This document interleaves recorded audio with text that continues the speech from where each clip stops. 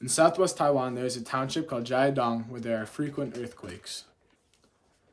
It is a very flat area located at the base of a mountain range. There is also a river running next to it called Linbenzi. There is a small population of only 20,000 people and is 12 square miles.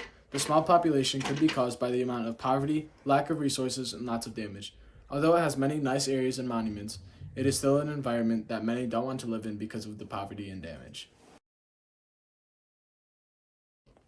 There are frequent natural disasters in Taiwan, such as earthquakes, tsunamis, and more. Our chosen location is also very poor. Increased communication would help with people knowing more about what is happening and let others know what actions need to be taken. There are many different geographic features in Taiwan, including mountains, rivers, etc. With a lack of communication and knowledge of the area, having to rush out in case of an emergency might be challenging.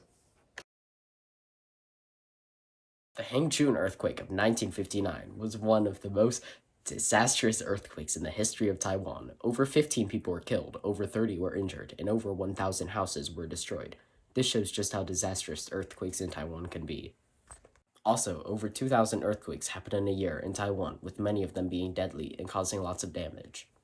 So many earthquakes happen here because Taiwan happens to be on the Eurasian and Philippine sea plate boundary, which causes and has caused lots of earthquakes. Some people may argue that this area is already mapped on a map like ArcGIS. However, in a popular platform like OpenStreetMap, the Jiadong Township is only mapped by roads and has little to no detail about the location. The last point I'm going to mention here is the culture. Though Jiadong Township is not the wealthiest place, they still make room for beautiful structures and monuments around the area. The images you're seeing right now are some pretty areas in the Jiadong Township.